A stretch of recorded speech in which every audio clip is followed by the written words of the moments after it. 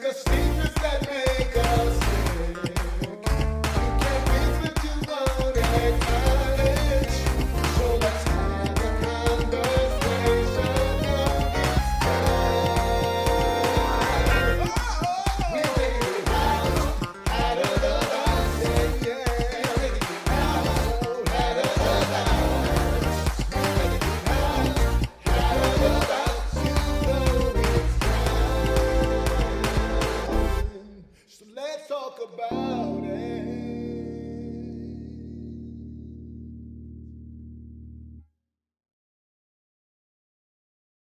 Well, all right, guys and ladies and gentlemen, it's Tuesday night. It's 7 o'clock, and it is time for Outside the Box.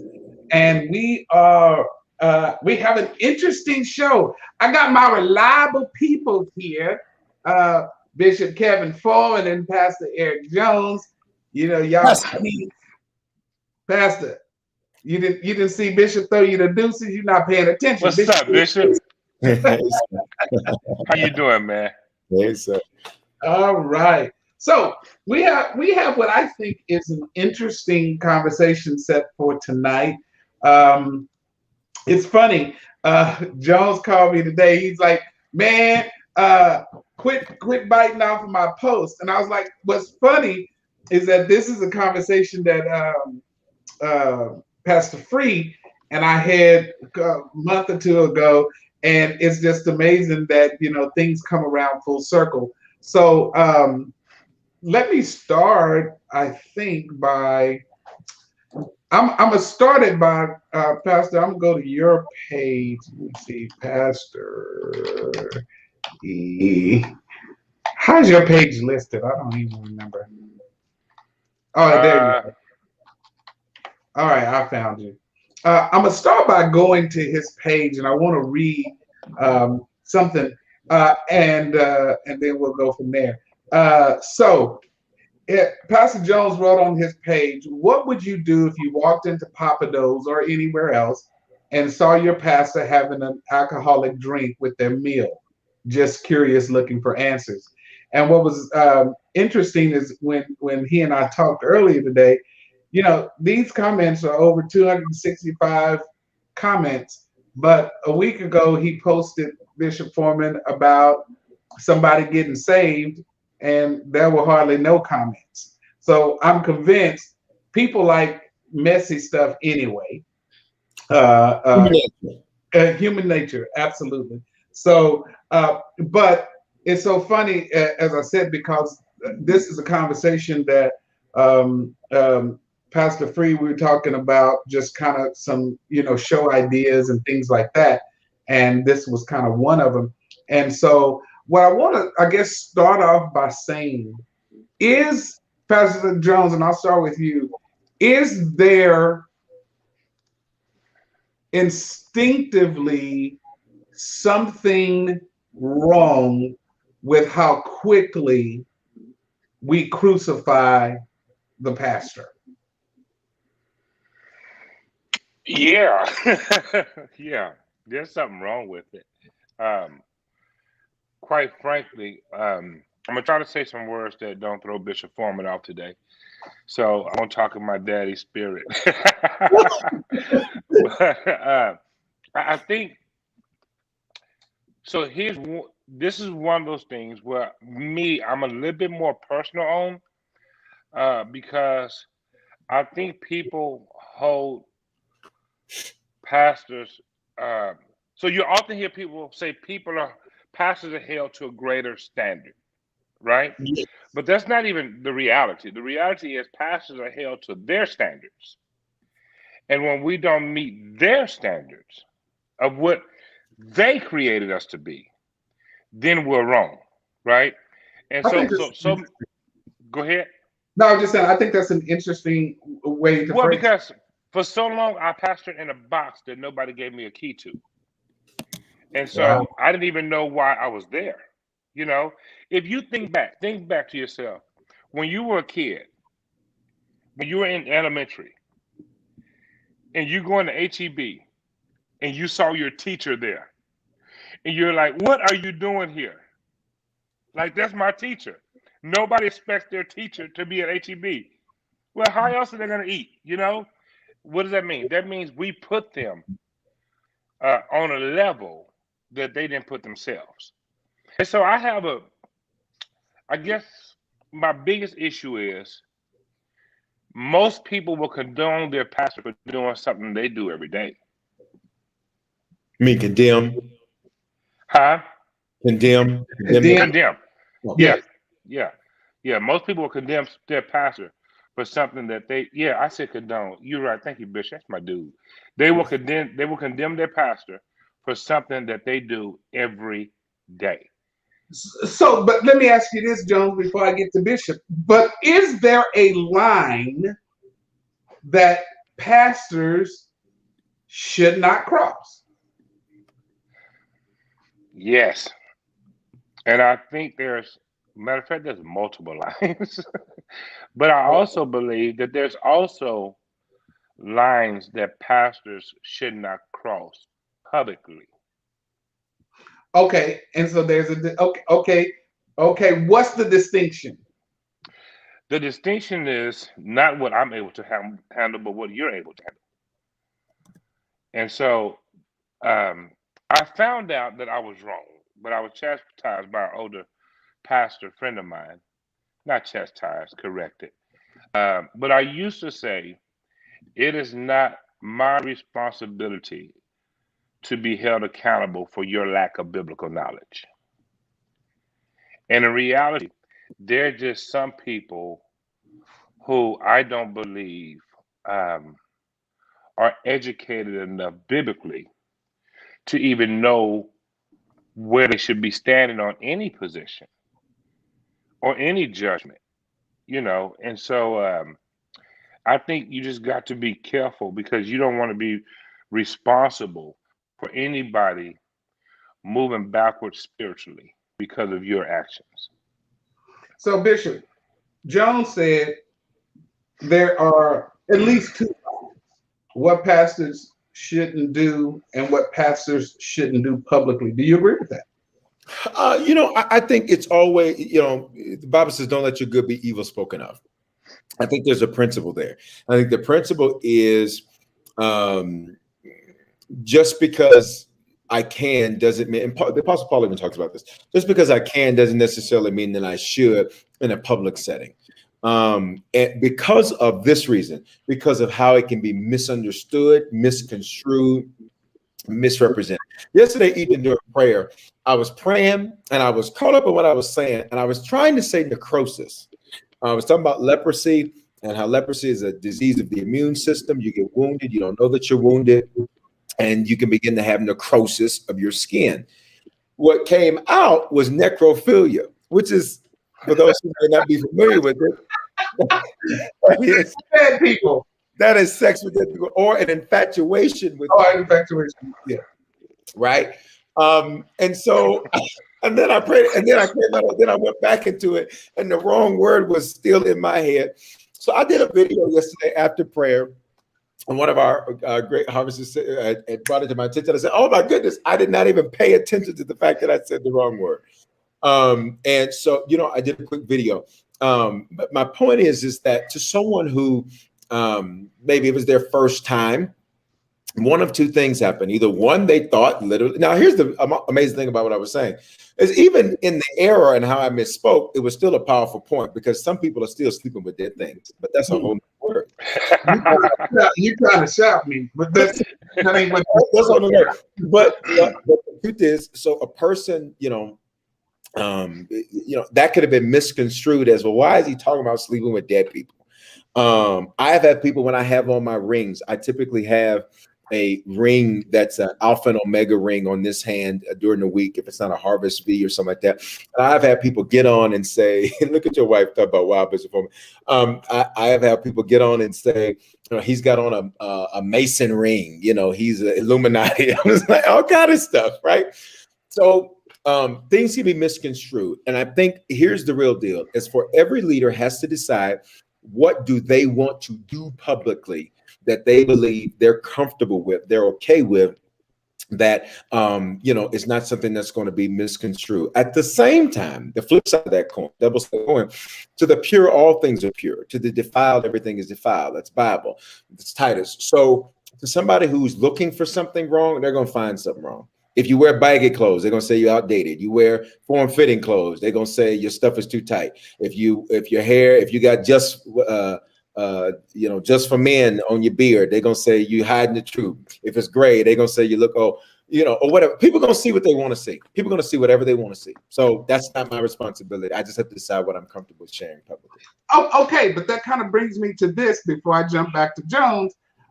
So, are you responsible for somebody's misunderstanding or bad understanding?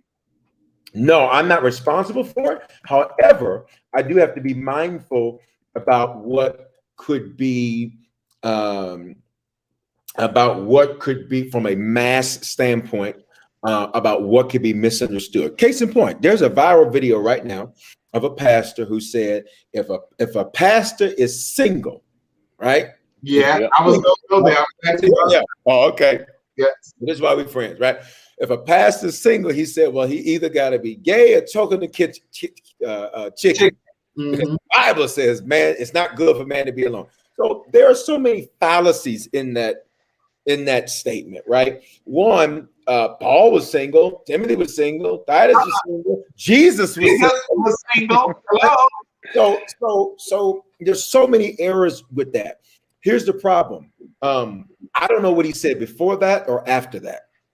So because I'm mature, my initial response is, man, it's probably best for everybody to just keep their own house clean, worry about everybody else's house. That's my initial. Literally, somebody texted me. I said, he should probably just keep his own house clean. That's what he should do. Literally, that's what I said. I said, I don't know the guy. All I know is when you start throwing rocks at people, you just probably shouldn't do that because you have a glass house. But whatever, man, that's fine. If that's how you feel, that's how you feel.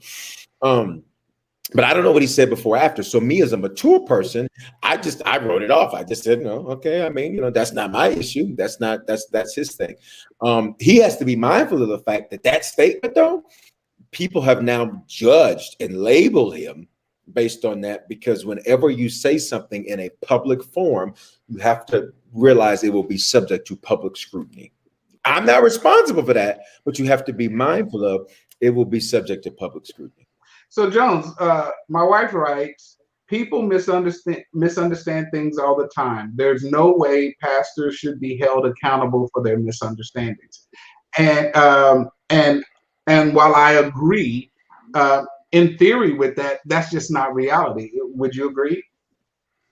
Yeah, I agree with it in theory. It's just not reality at all. So here's then the thing. And I wish somebody in the comments would tell me. So if you're listening, what's the real issues? Because Jones made a statement at the very beginning. Most people are offended at pastors doing the same things that they do. So if you're a non-pastor, in the comments, I'd like to know, what's your real issue with seeing the humanity of the man of God? What's your real issue with seeing him smoke or drink or cuss or I don't know what other things are.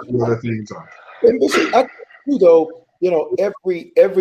some people don't. I think sometimes I know I have been guilty of this, is taking the odious opinion of a few and wiping it and washing it as the majority. I think the majority of people don't care.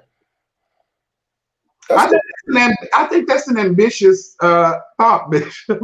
I think the majority of people don't care, and the only reason I can say that is, and you know what? Let me rephrase. Let me not use majority. Let me use many.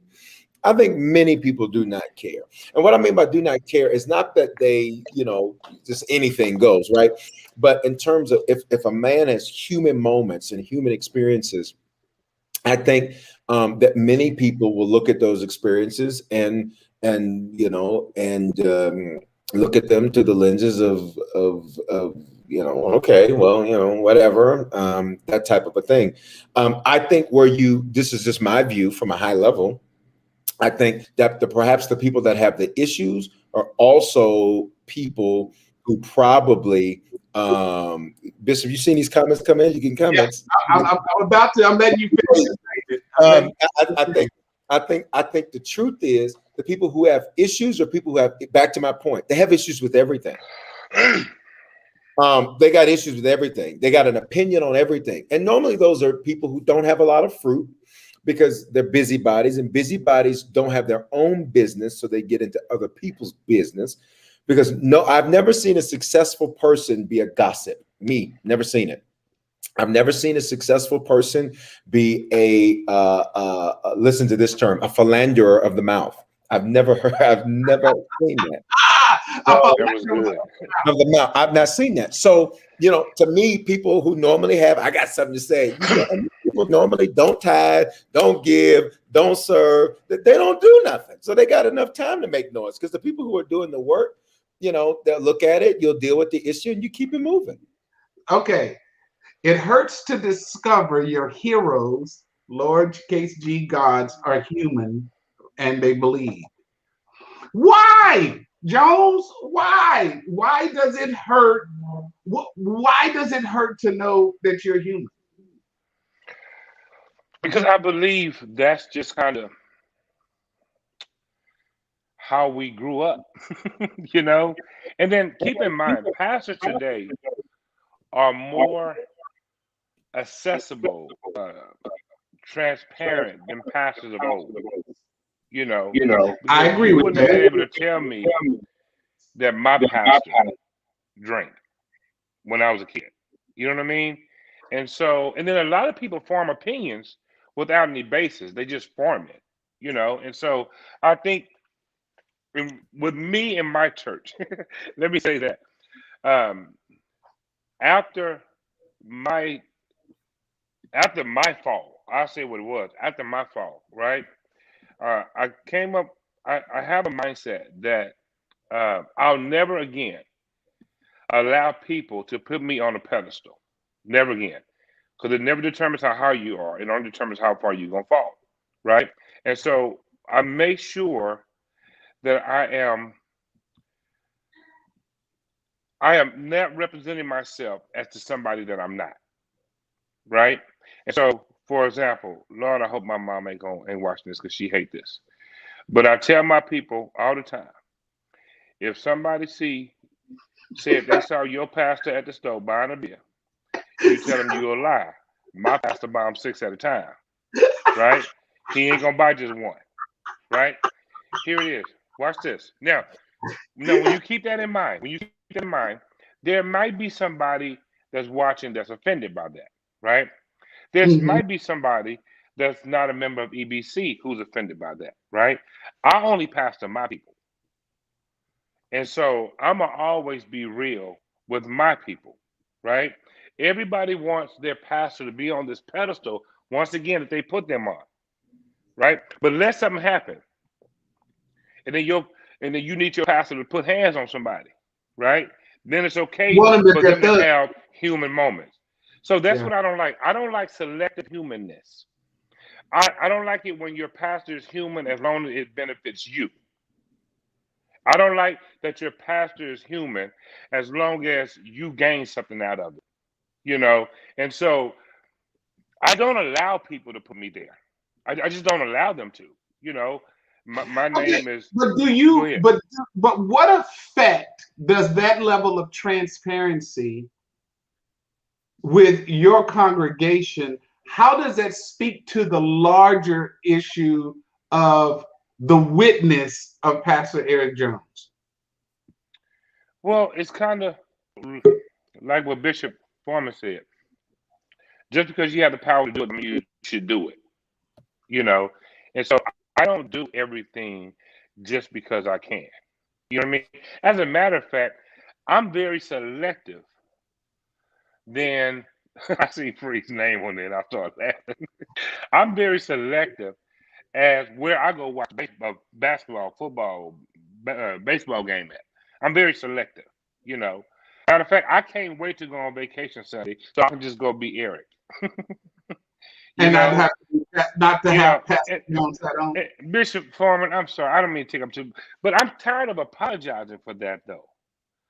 I'm tired of apologizing to people for being who they are, but they expect me to be more than they are.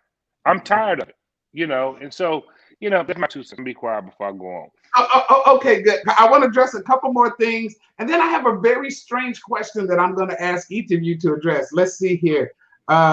We did this one. Let's see. I see them in their own position of self as an individual. They're responsible for their own salvation. Okay. I disagree. I believe there are more people that care than you know, given all of the backlash that pastors receive for being human. Interesting.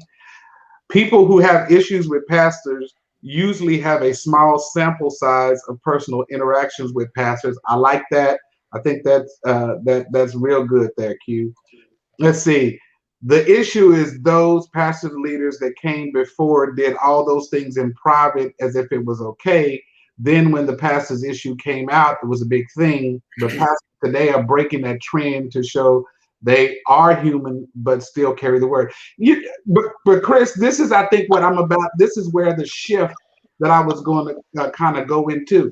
Is it that they did it in private, or is it that now?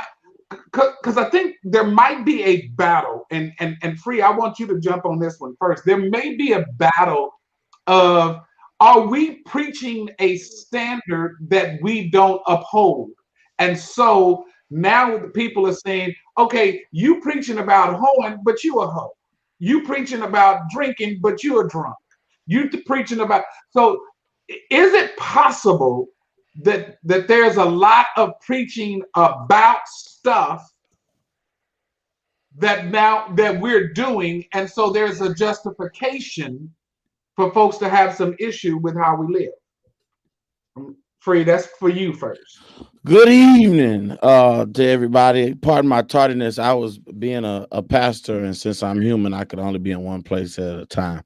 I want to answer that on multiple levels. First of all, I struggle with this. Like I was a boy preacher, so I was like, man, I can't be preaching because I don't want to do everything that's in the Bible like right away. And then one day I realized my doctor was fat, and that kind of like resonated with me on a weird level.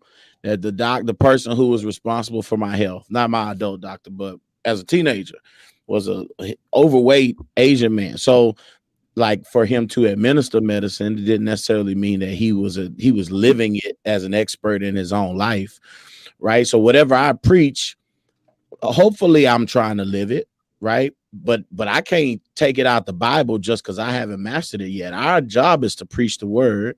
Now we do have a responsibility to be an example, and so I think that being a just flat out hypocrite, that that's whack. But at the same time, just because I'm preaching something doesn't mean I've mastered it. And so the same word that we release, we also have to receive. And I think people need to understand that we're all works in progress. God doesn't call perfect people, right? As a matter of fact, I could probably make the argument that he consistently chooses the worst people, except for Bishop Foreman. He chose a polished product with Bishop Foreman.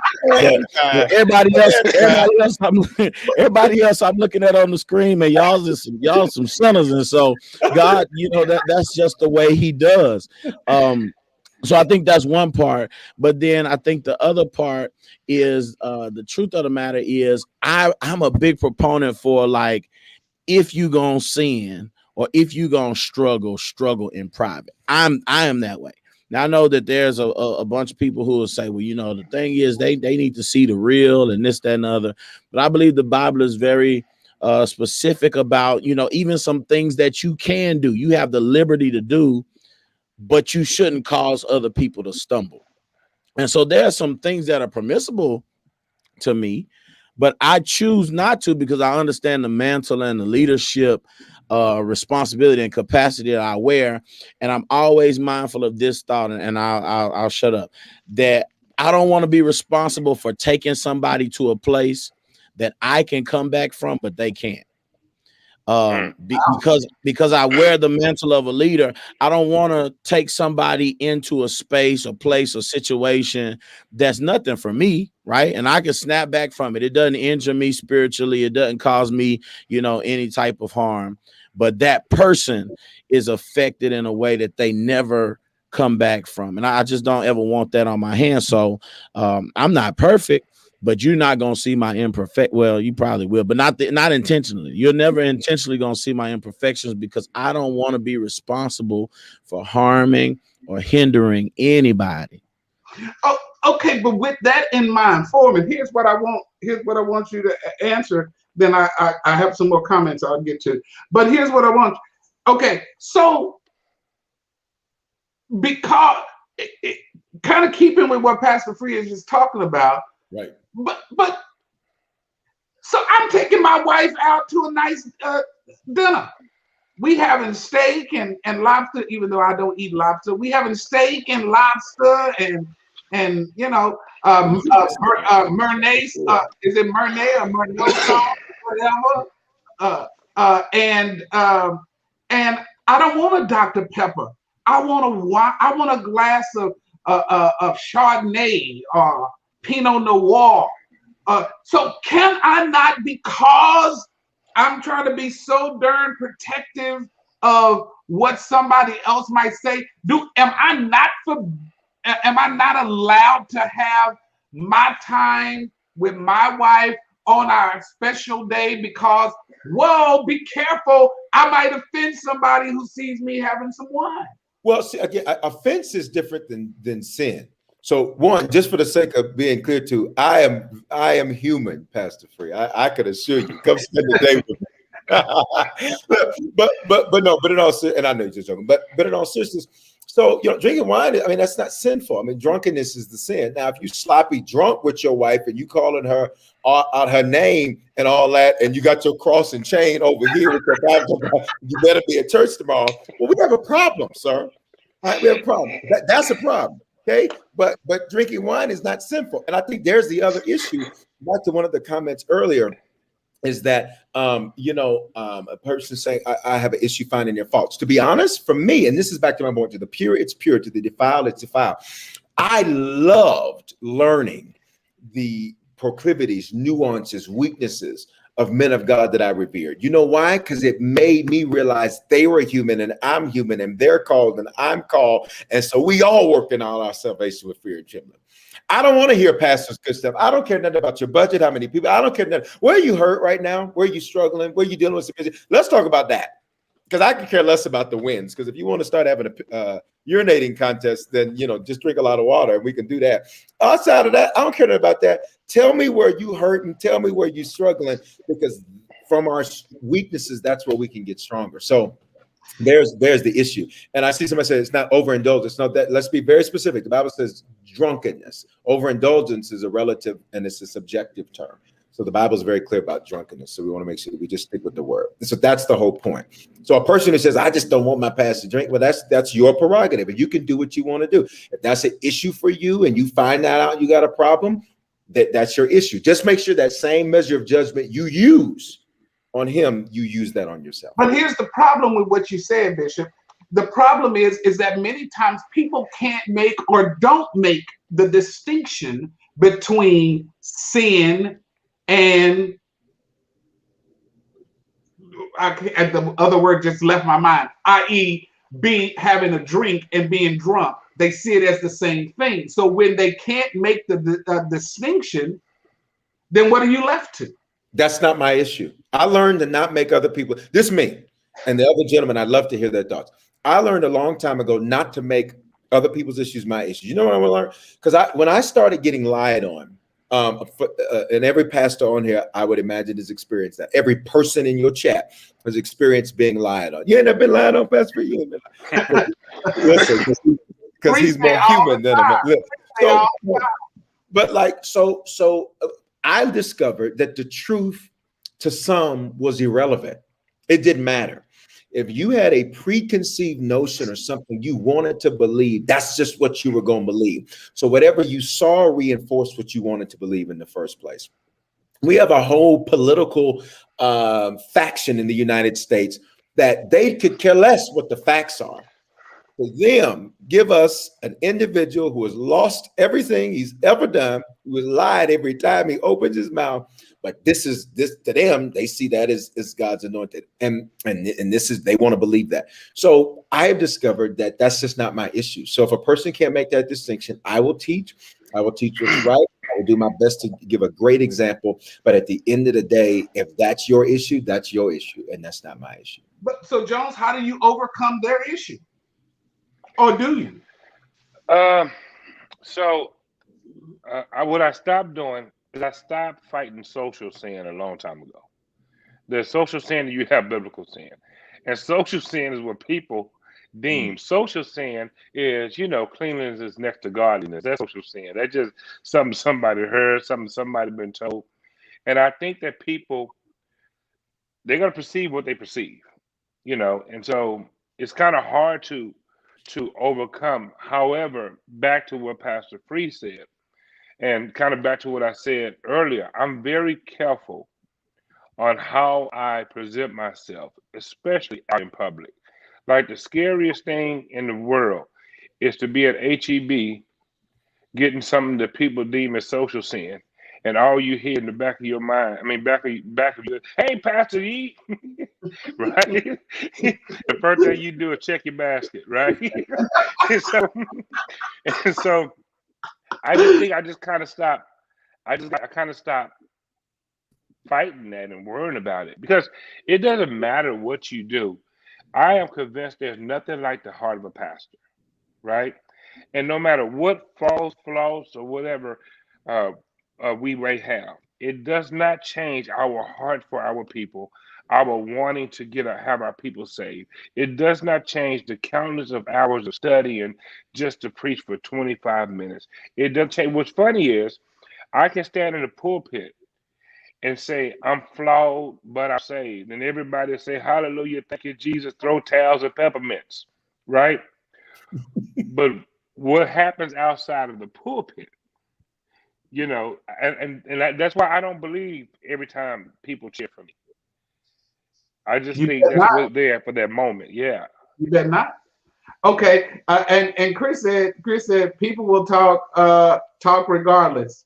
So and I think that's true. So let's see here.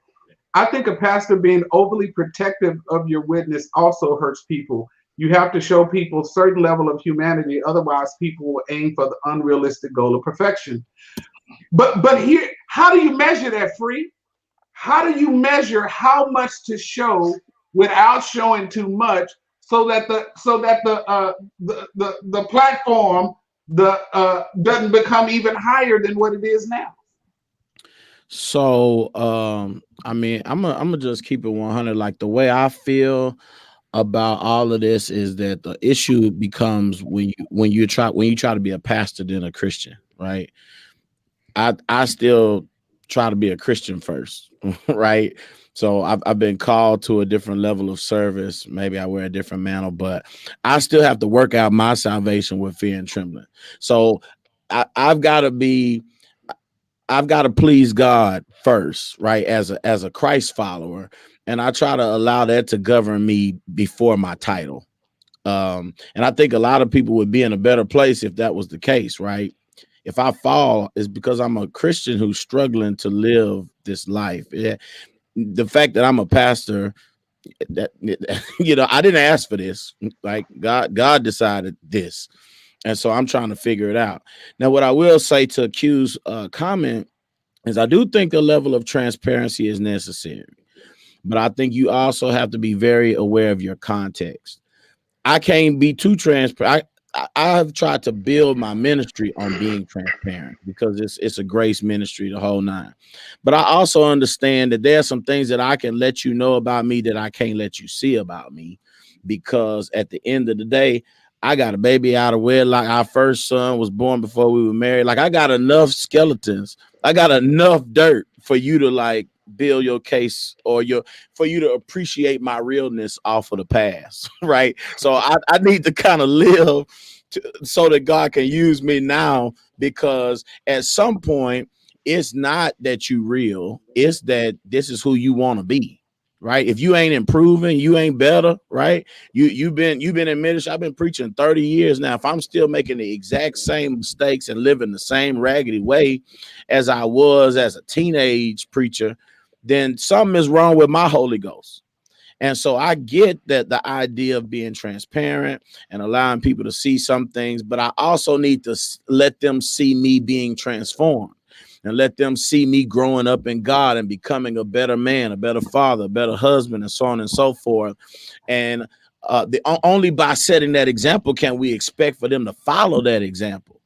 And so I'm pretty adamant about not showing people my struggles per se. I'll talk about it, but I'm not gonna show you. Right? I'll admit it. I'll confess, because that's what the Bible says. Confess your faults one to another so that you can be healed. It doesn't say show your faults. And so I'm not trying to show my faults, but I'm willing to confess them as I work out my salvation, like I said, with fear and trembling. At the end of the day, my biggest thing, like I said before, my biggest thing is if I'm a cut up, I'm usually going to cut up with other pastors. And I'm going to do that because my assumption is you should be mature enough in your faith to where you can handle what your own life circumstances can say, you know, we can sit here and have a couple of drinks and a couple of laughs or whatever. And hopefully you're not going to walk away from God because you saw Pastor Free uncovered. But I do know that there are some people that they just can't handle that. They will say, see, I knew ain't none of this church stuff real. I knew if they're going to literally say, if Pastor E can't get it right, I'll never get it right. And so I think another part that's kind of the underlying tension here for me is the hypocrisy. So like if I think I've built my persona to where if somebody saw me drinking at Bombshells, they would just say, that's Pastor Free. Like we didn't expect that he wouldn't do that. But I think the problem is there are some people who present this image of godliness and holiness and roundly condemn other people for living. And so it really hurts people when they've been hearing you talk like that. And now you showing them something different. And so I think that's what I'm talking about more so. You know, we're gonna all make mistakes, we're gonna all fall short. But when you sitting here holding people to a standard that you're not even trying to meet, then that's the thing that I believe people get really hurt behind. The hypocrisy, like you have created a standard for me that you yourself are not trying to live by. And I think that the folks that have genuine concerns about pastors and leaders and their humanity really get that from those people, because we know there are some folks who are big social media folks, big time folks. They're always preaching holiness, holiness, holiness, holiness, and living helly, helly, helly, helly all the time, right? And I think that that's where I want to make sure that the line is clear, is that, you know, you'll have a hard time convincing people of your genuine love for God and to live this godly Christian life, but still responsible for preaching the whole Bible, not parts that you are safe in. If they don't see you being a beater of people who have issues, or being a beater of people with issues, the same one that you have, and you don't seem to care about having that issue. Pastor Jason said, I also started preaching as a teenager. I also allowed people's perception of preachers to affect my personality. I've since learned to never allow that. You can't. You absolutely cannot. Transforming is being transparent in manifestation for the body's sake to certain core members. You know, I used to also, Karen, I'm gonna just tell you, I used to think that there was a trusted few in the core that you could be transparent with. Let me tell you, people can't have, they say they can, and maybe they even want to. But the truth is, I'm like Free. I got to be uncovered around folks that are on the same place I am. Man, let me say this. So I got my MDiv at Austin Press, and in our pastoral ethics class, something was said that kind of it hasn't shaped me, but it stuck with me. They were saying my ethics professor was saying that it's unethical for a wife to attend the church where her husband is the pastor. Wow. Now, of course, growing up in the black tradition, if your wife go, you could be the janitor, and if your wife go to another church, it's something wrong. And so the idea that the premise behind it was, well, then that wife doesn't have a pastor, right? If her struggle is then who does she talk to? And of course, we can find ways around. I'm okay with my wife talking to another pastor about whatever, or a pastor's wife. So I understand ways around it, but that principle kind of stuck with me, and I kind of generalize it to the fact that when you have a core group of people that you let close to you, you let them in your house, they may see you differently than the congregation. It's all fine and dandy until you have to be their pastor. And I don't care who they are. I don't care how spiritual they are. At some point, it's going to be a challenge for them to reverence and respect you as the man of God if you have been common with them. And people can say that they don't agree, and that's cool. I just know that it is true that, it takes a special type of person to even be able to maintain respect after seeing you in a common light. And even if they can respect you, there's still going to be some things that they're going to they're going to be challenged in following you. They don't feel like they can respond to you differently than other people do. And that's going to cause some public issues, right? Well, why does so-and-so talk to pastor like that? Like, what that's about? You know what I'm saying? And so we can act like that stuff ain't real, but it is real. When you allow people to be common with you, then a natural human tendency is for them to be challenged in the area of respect, and it's gonna happen. Bishop Foreman, how many non-pastor friends do you have? I only befriend people who are at my level or do what I do. So you need to be that's the reason why. Exactly. You need to be an executive, or you need to own something, or you need to be very successful in whatever you do. I've never seen eagles. I've never seen, shepherds should be with other shepherds. Leaders should be with leaders. That's just that's just the way I operate. That's just me. Some pastors like being around their people and having them at their house and all that. And I used to do that. Until you get the pastor. It only takes one time. Shepherds forget that sheep have teeth. It only took one time. Deshaun, you shaking your head when he says shepherds forget that sheep have teeth. I love it. And these niggas sheep be having like gold teeth. These niggas sheep will bite you with gold teeth, Doc. Free is dumb. I'm only here because Free on here. That's all the reason why I'm here. Jennifer Free here. Okay, but you know what? Because you know what, Bright? Yeah. I'm listening to Pastor Free talk, right? I'm listening to him talk. And now in my head, I'm starting to think about how many people I have socialized with from the church, away from the church, and now how they address me differently.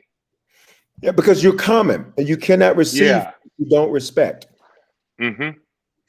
And I'm gonna tell you, I've experienced it firsthand, man. Just like you guys, I've experienced it firsthand. And you go, because because me and my family, we like a game family. Bishop, you already know that.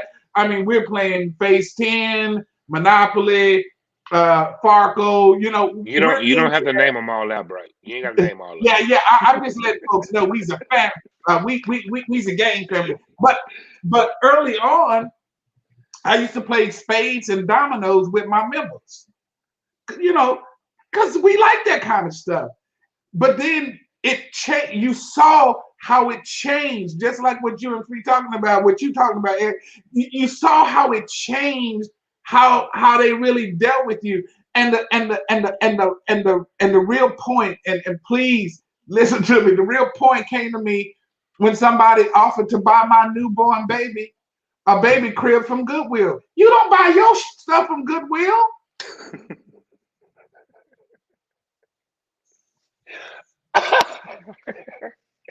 Right.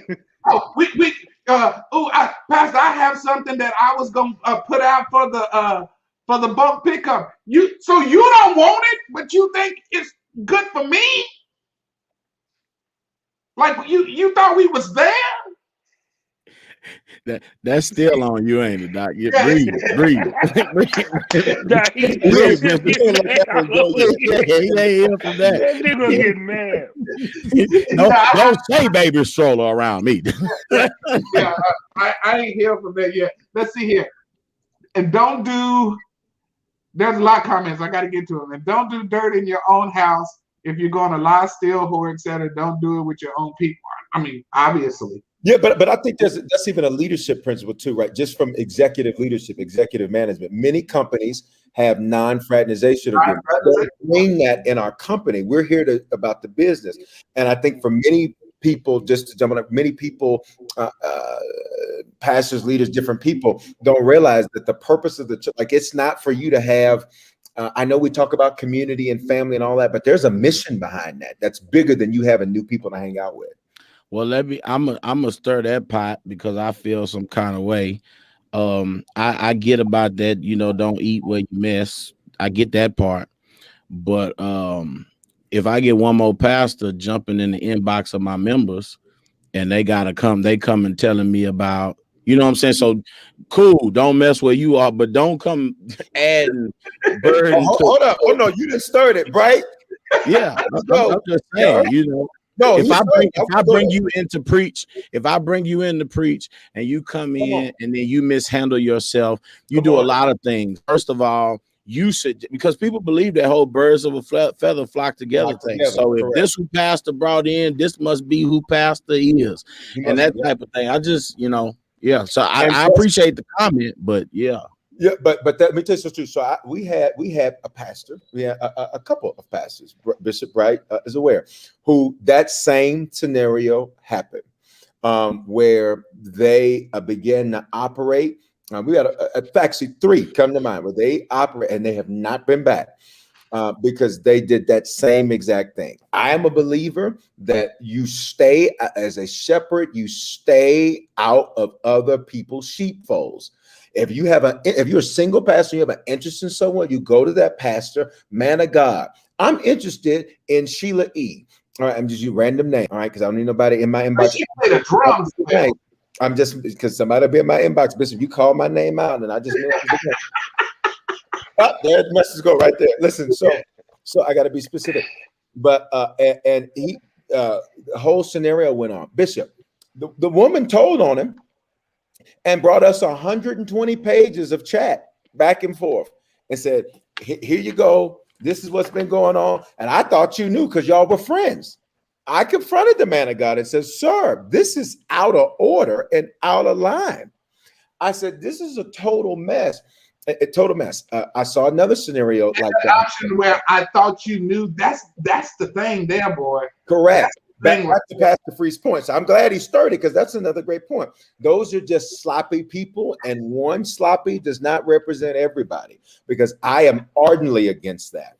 I am the type to where if somebody, I'll just use Pastor Jones for example. If somebody said, I go to, is it Emmanuel, Pastor? I go to Emmanuel. Yeah. I would say, great. Well, I'm going to talk to Pastor and I will communicate through that, but you're not going to talk to me directly. We don't do that.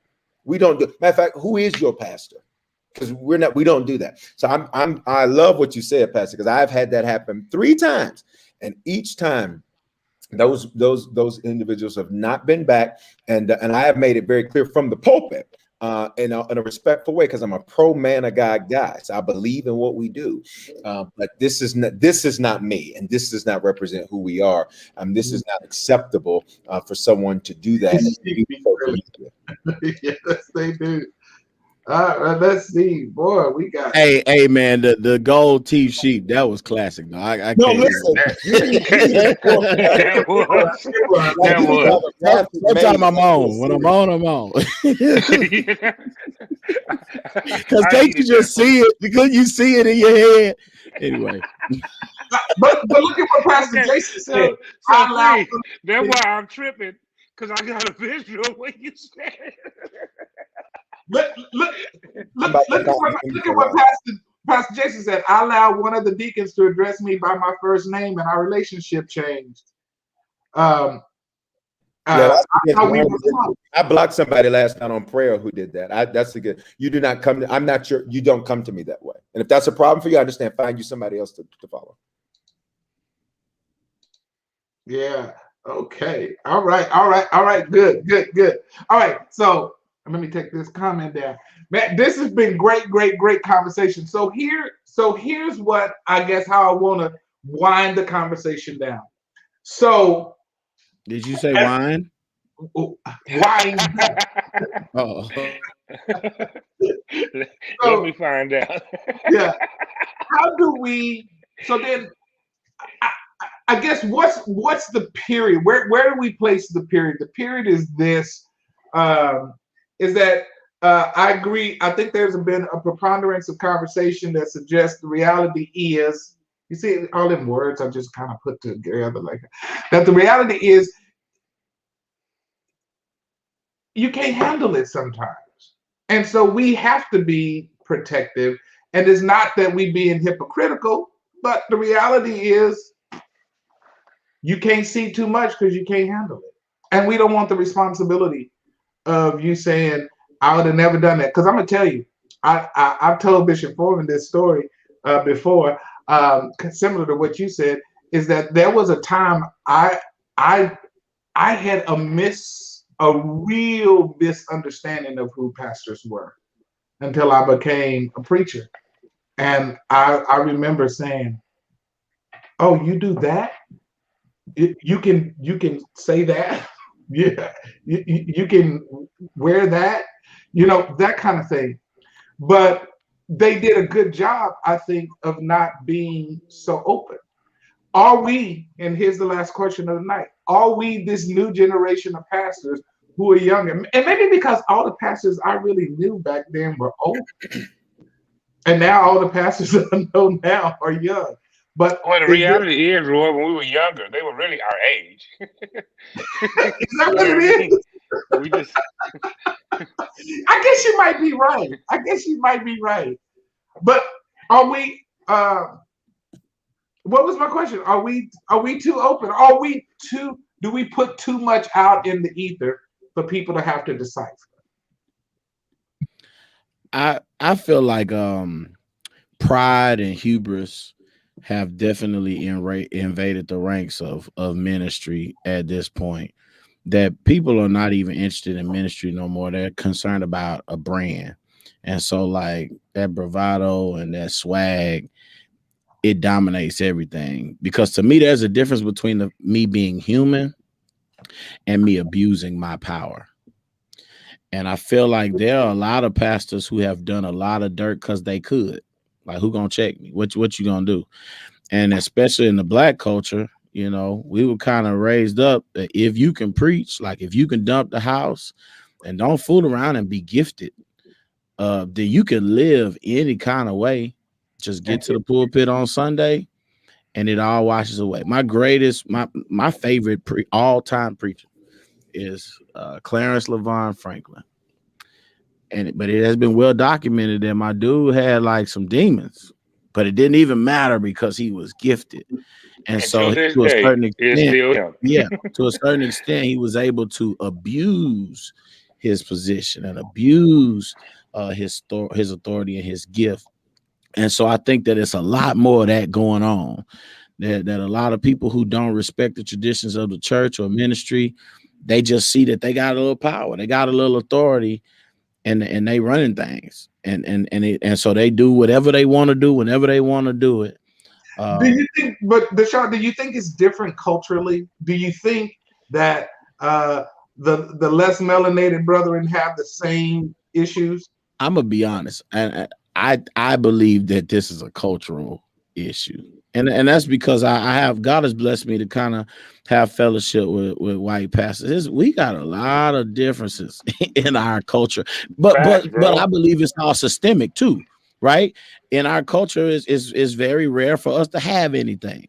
So you fool around and give somebody some power, some authority, and they don't know what to do with it, they will abuse it. So it's systemic. Whereas our white counterparts, they kind of grow up with something to run. You got a business when you 10 because anyway. So I think that's part of it, but I also think social media plays a huge part. I'm sure it's already been said. There's nothing new under the sun. People are doing what they've been doing, but now you can get blasted easily, right? People know all over the country, you know.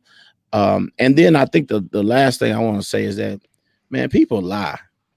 Like, and that's one reason why I try to be very cautious about the way I live, because like people will make up enough lies to where I don't need to give them nothing, right? And in the story of Joseph, a lie is told because the cloak is left.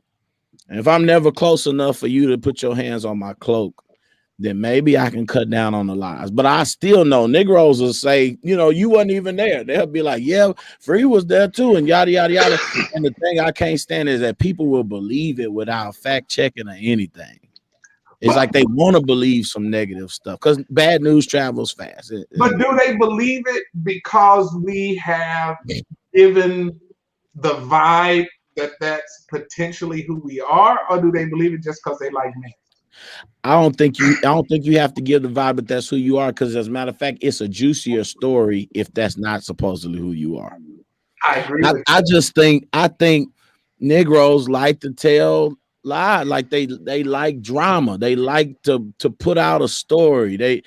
And that's sad, man. Like if somebody come and tell me something about somebody, if I care enough to even entertain it, because first of all, if it's somebody else's business, that what they got to do with me. But if I care enough to entertain it, I need to know, hey, is this true? I'm gonna come to you. I'm gonna talk to people who are close to you, who know you, to validate the story. And then that's just for my comfort. That's just, for me knowing. I'm not finna run tell nobody else, but we just live in a culture where people are quick to want to tell somebody what they seen or what they heard.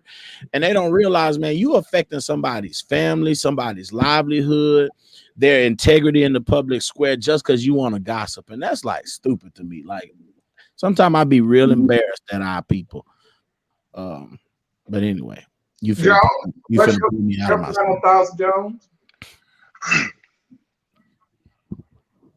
Say it one more time. You're breaking up. What are your final thoughts? Jones leaned into the camera like a senior citizen. They be real close. Say it again.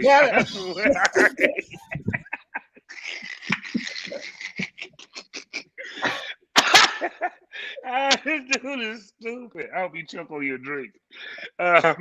There's not a period. It'll never end, right? The thing that I hate about it, if you, me, Bishop Foreman, and Free are on this platform tonight, tomorrow Bishop gets into something. Well, I'm gonna say Bishop Bright. He's more likely. What? The issue is, but seriously, the problem is they're gonna view us all the same, and they're gonna broad brush us off. I told you that's how they won't say. You hear what Bishop Bright did, right? They're gonna say them, and they were just on there the other night. So my thing is this: give us grace. Give us the same grace that God gives us. Stop putting us in a place we didn't ask for. I don't mind being high enough to be respected, but not too high to where you expect me to be your spiritual Superman. And your pastor is a human, for real. He's a human, And so I remember the first day when one of my musicians was playing for us, and I walked out there before church, and I had on shorts and some J's. He was like, "What?" You know what I mean? Like, we are human beings. Like, we're not just like pastor that guy every day. Like, you know what I mean? Like, we're gonna be humans, and I just wish that people would give us the same grace that they give others around them, and still love us the same. Now, Jones, people will never respect you when they didn't see your knees, Doc. That I don't blame you. That I wouldn't either, bro. Once they see your knees, it's over. I want you to address this, Bishop Foreman. Ivy says black pastors require that standard more than white pastors when we're just talking about the contrast. Because Q said black people also hold our pastors in higher regard than the whites. And then Ivy said black pastors require that standard more than white pastors.